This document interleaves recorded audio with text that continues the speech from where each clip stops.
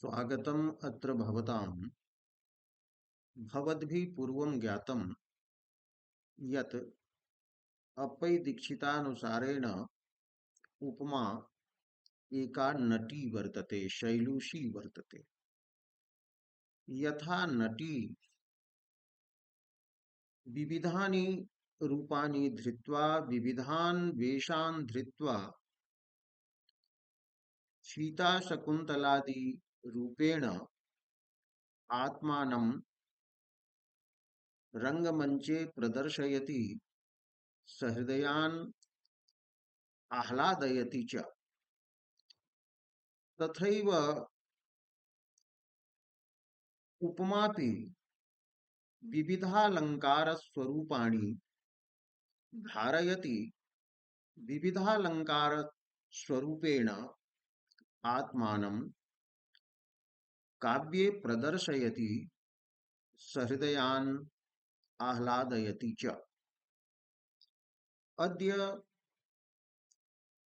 एतद्विचारणीयं वर्तते यद् अप्पयदीक्षितेन अग्रे किं प्रतिपाद्यते। अप्पयदीक्षितः अग्रे वदति यत् कथम् उपमा विविधान् अलङ्कारान् विविधालङ्कारस्वरूपाणि धारयति, सहृदयान् आह्लादयति च। ते के अलङ्काराः सन्ति, कस्य कस्यालङ्कारस्य स्वरूपेण एषा आत्मानं काव्यं काव्ये प्रदर्शयति इति। अत्र द्वाविंशतिः अलङ्काराः प्रदर्शिताः। तत्र पूर्वं ज्ञातं यत् चन्द्र इव मुखम् इति सादृश्यवर्णनम् उपमा वर्तते। वर्णनविषयीभूतं सादृश्यम् उपमा अस्ति। यथा चन्द्र इव मुखम्, अत्र चन्द्रसादृश्यं मुखे वर्णितम्। पुनः प्रथमः अलङ्कारः आगच्छति उपमेयोपमा। अत्र उपमेयेन उपमा दीयते। उपमेयस्य सादृश्यम् अत्र वर्ण्यते। अत्र द्वे वाक्ये भवतः। तत्र प्रथमे वाक्ये यद् उपमानं तद्द्वितीये वाक्ये उपमेयं भवति। एवं प्रथमे वाक्ये यद् उपमेयं तद्द्वितीये वाक्ये उपमेयं भवति। यथा चन्द्र इव मुखं, मुखमिव चन्द्रः। अत्र चन्द्र इव मुखम् अस्ति, मुखमिव चन्द्रः वर्तते। तो पूर्ववाक्ये चन्द्रः वर्तते उपमानं, मुखं वर्तते उपमेयम्। द्वितीये वाक्ये वर्तते मुखम् उपमेयं, चन्द्रः वर्तते उपमानम्। अत्र उपमेयोपमालङ्कारः अस्ति। उपमानोपमेययोः परस्परोपमा या भवति, परस्परसादृश्यं, तत् उपमेयोपमा उच्यते। अत्र कवेः तात्पर्यं भवति यत् उपमानोपमेययोः पदार्थयोः यत् परस्परसादृश्यं वर्ण्यते, तेन अवगम्यते यत् अनयोः सदृशः कश्चन तृतीयः अन्यः नास्ति। अर्थात् चन्द्रेण सदृशं मुखमेव भवितुम् अर्हति, एवं मुखेन सदृशः चन्द्र एव भवितुम् अर्हति। अन्यः तृतीयः पदार्थः कश्चित् नास्ति येन चन्द्रमुखयोः उपमा दीयेत। एवं अत्रापि चन्द्रसादृश्यं मुखसादृश्यं च मूलभूतं वर्तते। एवं अत्र उपमा कथन रीतेः पार्थक्येन उपमेयोपमा रूपेण आत्मानं प्रदर्शयति। पुनः एकः अपरः अनन्वयालङ्कारः वर्तते, यत्र एकः एव पदार्थः उपमेयः भवति, एकः एव उपमानं भवति। यथा मुखम इव मुखम, तो मुख पदार्थः एव अत्र ओ उपमानम, एवं च मुख पदार्थः एव वर्तते उपमेयम् अत्र। तो मुखे मुख सादृश्यम् अत्र प्रतीतं भवति। यद्यपि सादृश्यं भेदे सत्येव भवति, किन्तु अत्र काल्पनिकं सादृश्यं भवति। अत्र द्वितीयस्य सदृशस्य व्यवच्छेदः प्रतीयते, अर्थात मुखमिव मुखम इति यदा उच्यते तदा तात्पर्यं भवति मुखस्य सादृश्यं मुखे नैव भवितुम् अर्हति, मुखस्य उपमानं कश्चित् अन्यः पदार्थः नास्ति इति। एवं अत्रापि काल्पनिकं सादृश्यं यदस्ति, या उपमा वर्तते, सा उपमा एव अनन्वयालंकार रूपं बिभ्राणा सहृदयान् आह्लादयति। अग्रे वर्तते प्रतीपम्। प्रतीपे किं भवति? तत्र प्रतीपालंकारे उपमानभूतस्य प्रसिद्धस्य पदार्थस्य उपमेयीकरणं भवति। उपमानं यद् भवति तदेव उपमेयरूपेण क्रियते, एवं उपमानस्य उपमेयीकरणं तस्य तिरस्कारः भवति। प्रतीपालंकार विषये अग्रे ज्ञास्यते। तत्रापि सादृश्यमेव भवति। यदा एवम् उच्यते मुखम इव चंद्रः, तो प्रसिद्धं वर्तते चंद्रस्य सादृश्यं मुखे, मुखस्य सादृश्यं प्रसिद्धं नास्ति चंद्रे। तो मुखम यत् उपमेयं वर्तते तत् उपमानं कृतम्, और चंद्रः उपमेयः कृतः। तो चंद्रस्य उपमानभूतस्य चंद्रस्य उपमेयीकरणं यदस्ति स वर्तते तस्य तिरस्कारः। प्रतीपालंकारे तत्र उपमानस्य येन केनापि तिरस्कारः भवति। प्रतीपम् इति नाम वर्तते वैपरीत्यम्, अर्थात अत्र विपरीत वर्णनं भवति, उपमानस्य उपमेय रूपेण वर्णनं भवति। तो अनन्वयालंकारे एवं प्रतीपालंकारेपि वर्तते उपमा। उपमा अत्र आत्मानं प्रतीपालंकार रूपेण प्रदर्शयति। केवलम् उक्तिभेदः वर्तते, कथनस्य रीतिः वर्तते। तो उक्तिभेदेन एषा उपमा एव नानालंकार रूपतया आत्मानं प्रदर्शयति। अपरः अलंकारः वर्तते स्मरणम्। सदृश पदार्थ ज्ञानेन यत् सदृश पदार्थस्य ज्ञानं भवति तत् स्मरणम् उच्यते। सदृश पदार्थ ज्ञानजन्या स्मृतिः स्मरणालंकारः उच्यते अलंकार शास्त्रे। सादृश्य ज्ञानम् एव तत्र स्मरणस्य बीजं भवति। सादृश्य ज्ञानेनैव उद्बुद्धः संस्कारः यः स्मरण रूपतामेति स स्मरणालंकारत्वेन स्वीक्रियते। नान्य कारणात् उद्बुद्धः संस्कारः यदा स्मरण रूपतामेति तदा तत्र स्मरणालंकारः न स्वीक्रियते। तो चंद्रम दृष्ट्वा मुखम स्मरामि। अत्र नायकः वदति कि चंद्रस्य दर्शनं यदा मया कृतं तदा स्वनायिकायाः मुखस्य स्मरणं जातं। तो अत्रापि उपमा अस्ति, सा उपमा स्मरणालंकार रूपेण आत्मानं प्रकाशयति। पुनः रूपकालंकारः भवति यत्र रूपकालंकारे उपमेये उपमानस्य अभेदः आरोप्यते इति भवद्भिः ज्ञायते एव। तो मुखमेव चन्द्रः, तो मुखमेव चन्द्रः इति यदा उच्यते, उक्तिः यदा एवं भवति, उक्त्यन्तरं क्रियते, तदा रूपकालङ्कारः भवति।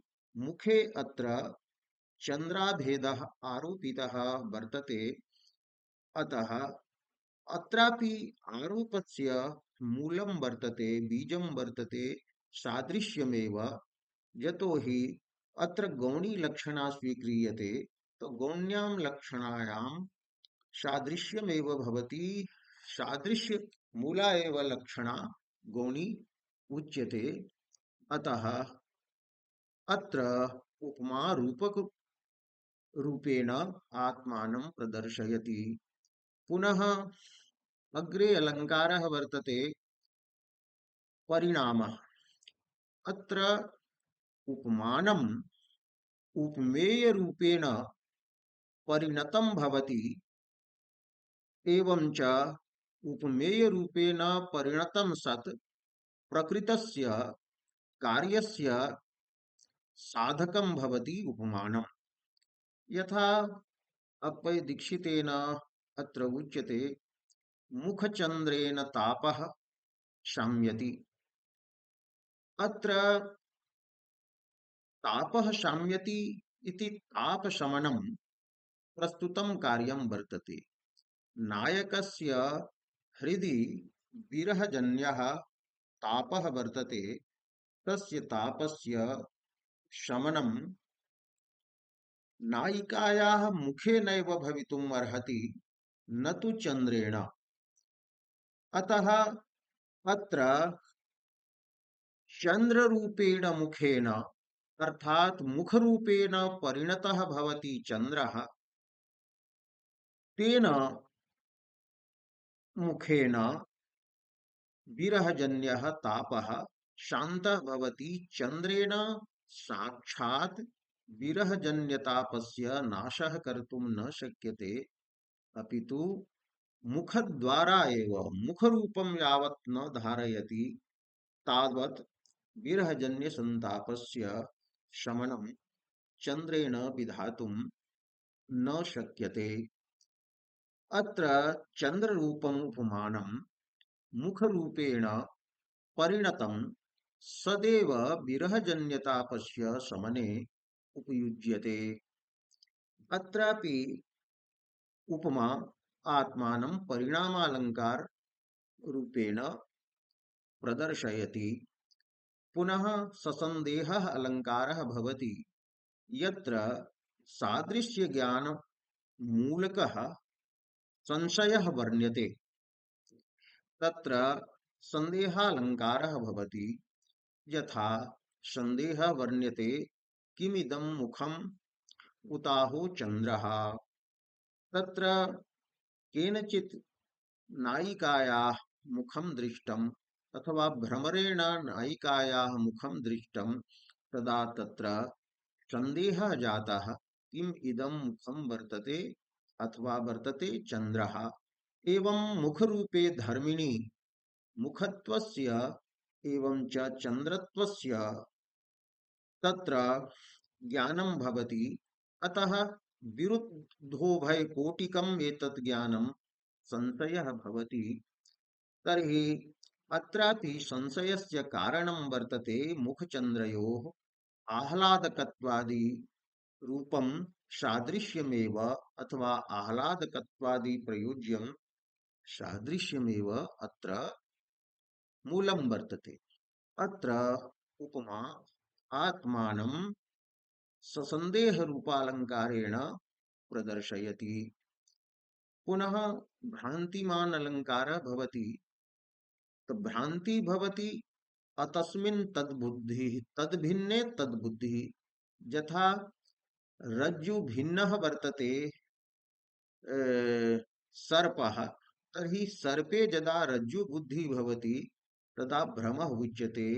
अथवा रज्जुः मार्गे भवति अंधकारे यदा कश्चित् तां रज्जुं पश्यति तर्हि तत्र सर्प भिन्नायां रज्जौ तत्र सर्पत्वस्य भ्रमः भवति।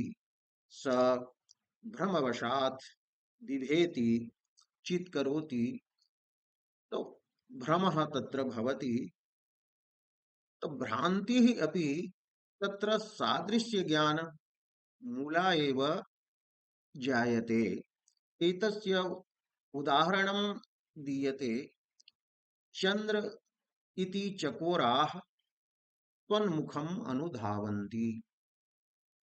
नायकः नायिकां प्रति वदति यत् तव मुखं चंद्रम ज्ञात्वा एते चकोराः तव मुखम अनुधावन्ति मुख समीपे गच्छन्ति। अत्र नायिकायाः मुखे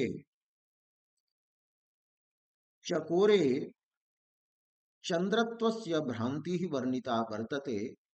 चंद्र भिन्ने मुखे चकोराणां चंद्रत्वस्य ज्ञानं वर्तते।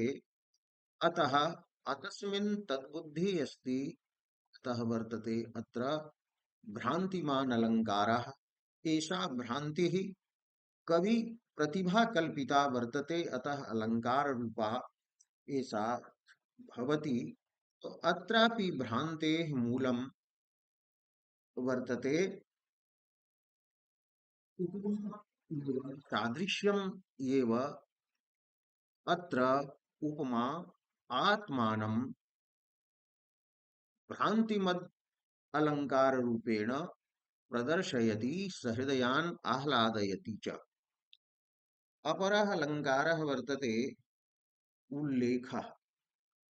यत्र कश्चित् एकस्यैव पदार्थस्य अनेक प्रकारेण ज्ञानं करोति एतादृशं ज्ञानं यत्र वर्ण्यते तत्र उल्लेखालंकारः भवति। यथा चंद्र इति चकोराः कमलमिति चंचरीकाः त्वन्मुखे रज्यन्ति। तत्र नायकः वदति तव मुखे नायिकायाः मुखे रज्यन्ति अनुरक्ताः भवन्ति। के अनुरक्ताः भवन्ति तो चकोराः अनुरक्ताः भवन्ति। तो चकोराः किं ज्ञात्वा तत्र अनुरक्ताः भवन्ति तो चन्द्रः अयं वर्तते इति। तत्र चन्द्रत्वं मुखे ज्ञात्वा चकोराः तत्र आह्लादिताः भवन्ति। यतो हि चकोराः चन्द्रिकां पिबन्ति। एवं भ्रमराः अपि मुखे आगच्छन्ति। तब भ्रमराः तत्र आगच्छन्ति। तो चंचरीकाः भ्रमराः कमलम् इति ज्ञात्वा भ्रमराः मुखे कमलत्वं पश्यन्ति। मुखे कमलत्वस्य ज्ञानं भवति। अतः ते तत्र गच्छन्ति। तत्र चंचरीके अर्थात भृंगे यत् मुखे कमलत्वस्य ज्ञानं वर्तते तज्ज्ञानं वास्तवं वर्तते यतः तत्र मुखे गन्धः वर्तते। अतः भ्रान्तिः नास्ति इति एतत् अत्र बृहत् शास्त्रं शास्त्रार्थः महान् अत्र प्रचलति इति अन्यत् वर्तते। एवं चन्द्रा तत्र चकोराः चन्द्रं जानन्ति। एवं अत्र एकस्यैव मुखस्य अनेकधा उल्लेखः अस्ति। अनेकधा ज्ञानं वर्तते अनेक प्रकारकं ज्ञानं वर्तते। तत्र भ्रमरे कमलत्व प्रकारकं ज्ञानं वर्तते। एवं चकोरे चंद्रत्व प्रकारकं ज्ञानं वर्तते तर्हि यत्र एकस्मिन् पदार्थे अनेकैः ज्ञातृभिः अनेकस्य पदार्थस्य ज्ञानं वर्ण्यते तत्र उल्लेखालङ्कारः भवति। तो अत्र उपमा वर्तते, अत्रापि सादृश्यं मूलरूपेण तत्र तिष्ठति। एवं अपहनुतिः अलङ्कारः भवति यत्र उपमेयस्य निषेधः क्रियते एवं उपमानस्य आरोपः क्रियते तत्र अपहनुतिः। यथा नायिकायाः मुखम् उपमेयं वर्तते वास्तवं वर्तते तं निषिध्य कश्चित् वदति चन्द्रोऽयं वर्तते न मुखम्। एवं अत्र मुखस्य पूर्वं निषेधः कृतः। तो पूर्वं निषेधं कृत्वा चन्द्रस्य तत्र आरोपः वर्ण्यते। अत्रापि अपहनुत्यलङ्कारे चन्द्रमुखयोः सादृश्यम् एव वर्तते। अपहनुतिरूपेण उत्प्रेक्षा अपहनुतिरूपेण उपमा आत्मानं प्रदर्शयति। एवं उत्प्रेक्षालङ्कारः यत्र उपमानस्य उपमेये संभावना क्रियते नूनं मुखं चन्द्रः, अत्र मुखे चन्द्रत्वस्य संभावनं यदस्ति सा वर्तते उत्प्रेक्षा। अतः अत्र संभावनस्यापि मूलम् उपमा वर्तते, मुखचन्द्रयोः सादृश्यं वर्तते। अतः उत्प्रेक्षालङ्कारः यः वर्तते तद्रूपेण अत्र उपमा आत्मानं प्रदर्शयति। एवं अतिशयोक्तिः अलङ्कारः वर्तते यदा मुखस्य उपादानं न भवति मुखमेव दृष्ट्वा केनचित् उच्यते चन्द्रोऽयम्, अयं पुरस्थितः प्रत्यक्षविषयः चन्द्रः वर्तते। एवं अत्र मुखरूपस्य विषयस्य निगरणं वर्तते। तदनन्तरम् अत्र चन्द्रत्वेन अध्यवसायः निश्चयः मुखस्य अत्र वर्तते। तो अयं चन्द्रः चन्द्रोऽयं पूर्ववर्ती चन्द्रोऽयम् अत्र अतिशयोक्तिः वर्तते। तस्साध्यवसानाल् गौणी लक्षणा या वर्तते सा एव अतिशयोक्तेः मूलं भवति। अतः अत्रापि सादृश्यं विराजते। एवं तुल्ययोगिता नामकः अलङ्कारः भवति यत्र द्वयोः प्रस्तुतयोः अथवा अप्रस्तुतयोः पदार्थयोः एक धर्म संबंधः वर्ण्यते। तत्र तुल्ययोगिता तुल्यः योगः अत्र भवति द्वयोः प्रस्तुतयोः। यथा मुखेन चन्द्रकमले निर्जिते नायकः वदति कि हे नायिके हे प्रिये तौ मुखेन चन्द्रश्च कमलं च एतद्वयं पराजितं निर्जितं। तो मुखकमले ते मुखेन निर्जिते, अत्र मुखं वर्तते प्रस्तुतम् उपमेयम् अस्ति, चन्द्रः कमलं च उपमानम् अस्तः। तो चन्द्रं कमलं च अप्रस्तुते स्तः। अप्रस्तुतयोः चन्द्रकमलयोः अत्र निर्जितत्वरूपेण साधारणधर्मेण सम्बन्धः वर्तते। अतः अत्र तुल्ययोगिता अलङ्कारः अस्ति। अत्रापि चन्द्रकमलयोः सादृश्यं निर्जितत्वेन अस्ति। एवं दीपकालङ्कारः भवति दीपकं यत्र दीपकालङ्कारे एकं प्रस्तुतं भवति अपरम् अप्रस्तुतं। तो प्रस्तुता प्रस्तुतयोः पदार्थयोः एक धर्म संबंधः एव दीपकम् उच्यते। यथा निशि त्वन्मुखं चन्द्रश्च हृष्यति, नायकः वदति यत् तव मुखम् एवं च चन्द्रः यः वर्तते एतद्वयं हृष्यतः हर्षं प्राप्नुतः अत्र मुखं यदस्ति ततस्ति प्रस्तुतम् एवं चंद्रश्च वर्तते अत्र अप्रस्तुतः तो मुखचंद्रयोः प्रस्तुता प्रस्तुतयोः अत्र हर्षरूपेण धर्मेण संबंधः वर्तते वर्णितः अतः अत्र दीपकालंकारः वर्तते इहापि मुखचंद्रयोः सादृश्यं स्फुटमेव वर्तते एवं प्रतिवस्तुपमालंकारः भवति तत्र प्रतिवस्तुपमालंकारे वाक्यद्वयं भवति किन्तु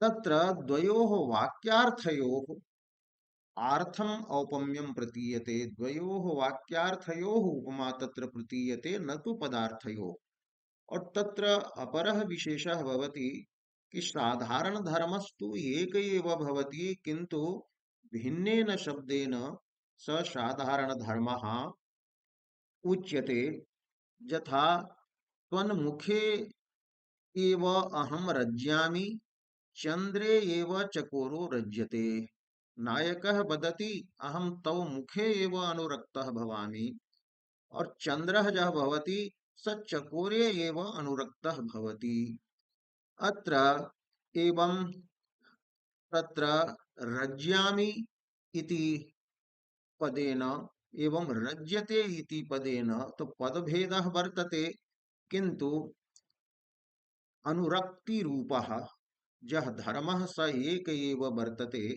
अतः एकस्य धर्मस्य भिन्नाभ्यां शब्दाभ्यां प्रतिपादनं यत्र भवति तत्र प्रतिवस्तु उपमा भवति अत्र वाक्यार्थयोः उपमा वर्तते उपमा प्रतिवस्तु उपमा रूपेण आत्मानं प्रदर्शयति एवं दृष्टान्तालंकारः भवति तत्रापि वाक्यद्वयं भवति किन्तु द्वयोः बिंब प्रतिबिंब भावः भवति बिंब प्रतिबिंब भावः नाम पदार्थयोः भेदस्तु भवति किन्तु सादृश्येन तत्र अभेदः मन्यते यथा दिवि चन्द्रः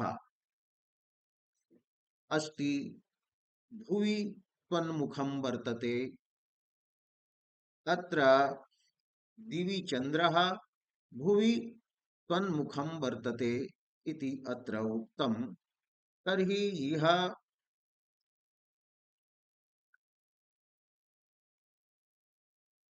आकाशः आकाशे चन्द्रः वर्तते एवं पृथिव्यां त्वन्मुखं वर्तते इति अत्र शोभते इति भावः अत्र वर्तते तर्हि अत्र चन्द्रमुखयोः एवं च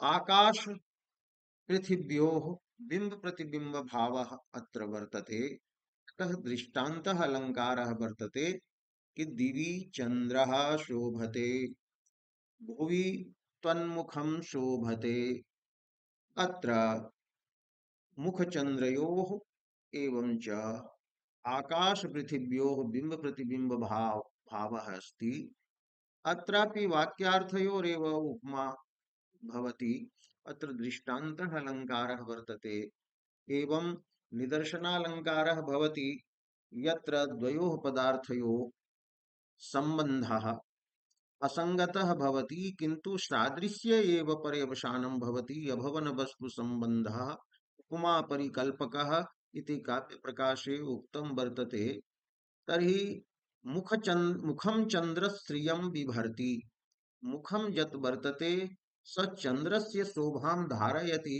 इति अर्थः वर्तते तो यस्य श्रीः भवति तेनैव स्वश्रीः धारयितुं शक्यते चंद्रस्य शोभा चंद्रेनैव धारयितुं शक्यते न तु मुखेन किन्तु अत्र वर्णितं यत् मुखं चंद्रस्य श्रियं शोभां बिभर्ति तर्हि असंगतः एषः वाक्यार्थः वर्तते पदार्थः असंगतः वर्तते कि चंद्रस्त्रियः मुखेन धारणं न संभवति अतः अत्र वर्तते ये बाधः अन्ते उपमायां पर्यवसानं भवति चंद्रस्य श्रियमिव श्रियं मुखं बिभर्ति चंद्रस्य यथा श्रीः वर्तते तथैव श्रीः मुखस्य अस्ति, अतः चंद्रस्य श्रियमिव श्रियं मुखं बिभर्ति इति अर्थः भवति। यत्र निदर्शनालंकारः वर्तते एवं व्यतिरेकालंकारः भवति, यत्र सादृश्यं तु भवति किंतु केनचित् धर्मेण उपमानात् उपमेयस्य व्यतिरेकः वर्ण्यते, आधिक्यं वर्ण्यते अथवा न्यूनता वर्ण्यते इति मतान्तरं वर्तते। यथा निष्कलंकम मुखम चंद्राततिरिच्यते, तो अत्र मुखम चंद्राततिरिच्यते, मुखम चंद्रात् उत्कृष्टं वर्तते। अत्र कारणं वर्तते निष्कलंकत्वं, चंद्रे तु कलंकः वर्तते।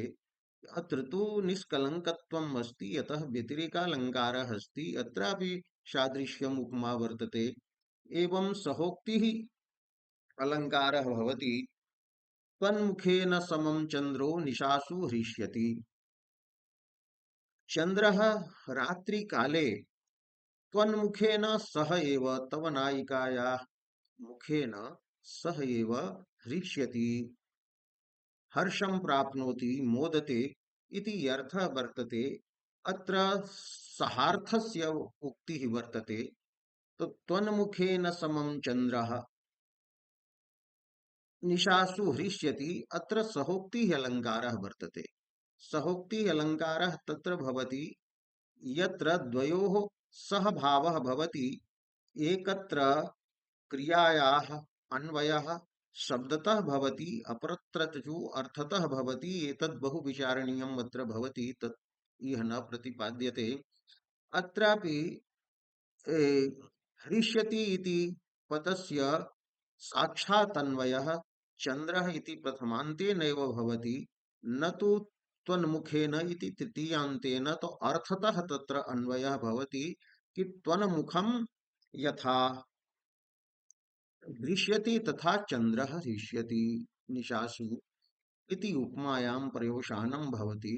एवं समासोक्तिः अलङ्कारः भवति यत्र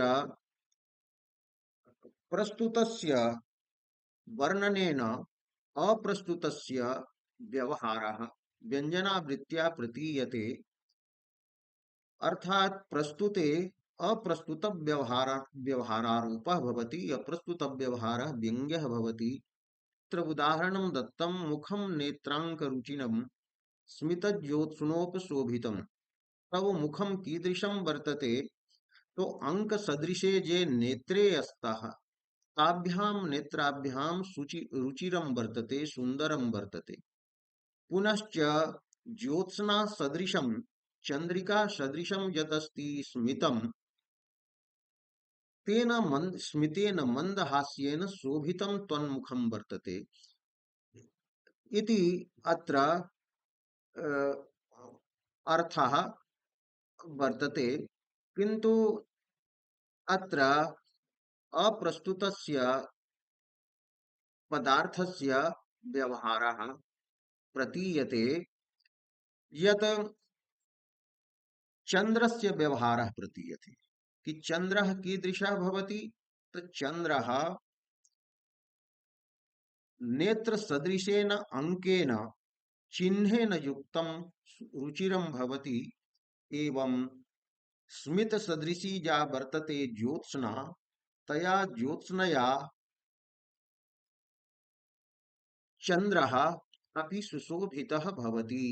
एवं चन्द्र व्यवहारः यः व्यङ्ग्यः अस्ति स मुखे प्रतीयते।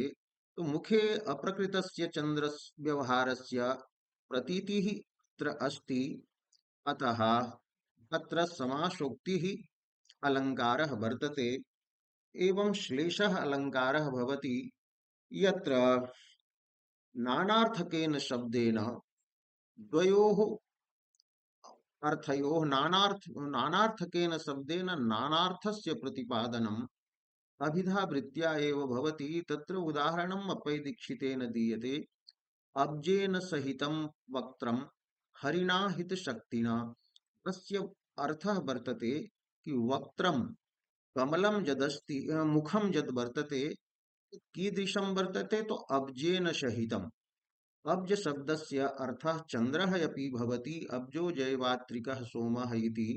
तो अब्जेन सदृशं चन्द्रेण सदृशं मुखं वर्तते, एवं अब्ज शब्दस्य अर्थः कमलम् अपि भवति। तर्हि कमलेन सहितं मुखं वर्तते, कि तव मुखं कमलेन सहितं या सदृशं वर्तते, अथवा एवं चन्द्रेण सदृशं वर्तते।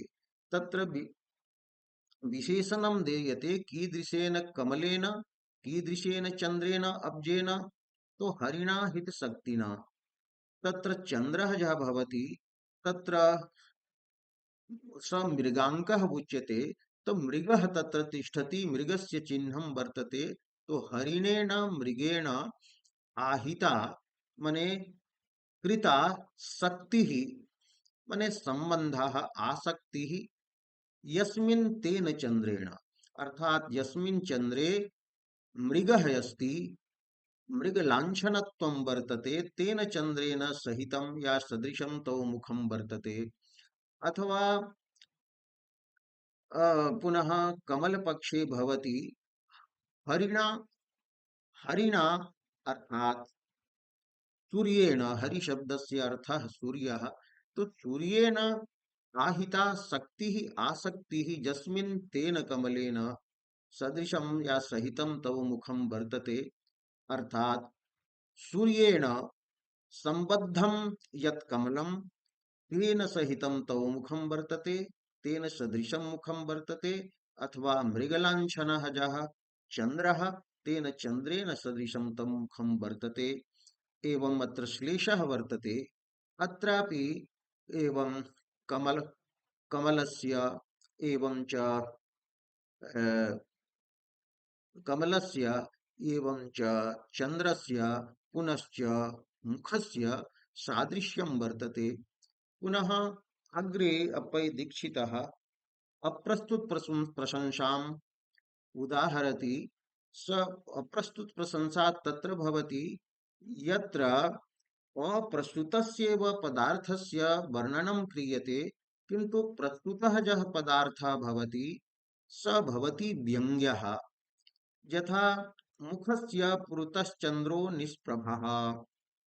अत्र प्रस्तुतः कश्चन एवं आसीत् कि कश्चित् प्रतिभाशाली विराजते, तस्य समक्षम् अन्यः यः पूर्वकालिकः प्रतिभाशाली आसीत्, स पराजितः जातः, तस्य समीपे स मलिनः जातः। तस्मिन् प्रसङ्गे उच्यते कि मुखेन, मुखस्य पुरतश्चन्द्रः निष्प्रभः, मुखस्य समीपे चन्द्रः निष्प्रभः अस्ति। तो अत्र अप्रस्तुतस्य मुखस्य एवं अप्रस्तुतस्य चन्द्रस्य निष्प्रभतायाः वर्णनं यत् कृतम्, एतेन वर्णनेन प्रस्तुतस्य कस्यचन प्रतीति भवति, कयोश्चन प्रतीति भवति, यत् अस्य विदुषः समक्षम् अयं विद्वान् निष्प्रभः जातः, अस्य हटस्य समीपे अयं हटः निष्प्रभः जातः, हतप्रभः जातः इत्यादि। तर्हि अप्रस्तुत प्रशंसा वर्तते। अत्रापि प्रस्तुता प्रस्तुतयोः वाच्य प्रतीयमानयोः अत्र सादृश्यं भवति। एवं अप्पय दीक्षितेन प्रतिपादितं यत् उपमा रूपी या उपमा रूपिणी या नटी वर्तते, सा नानालंकार रूपाणि धृत्वा काव्ये सहृदयान् आह्लादयति। एवं उपमा बीजभूता वर्तते, उपमा एव प्रधानं वर्तते। अतः उपमायाः निरूपणम्, उपमायाः एव निरूपणं प्रथमं कर्तव्यम् इति।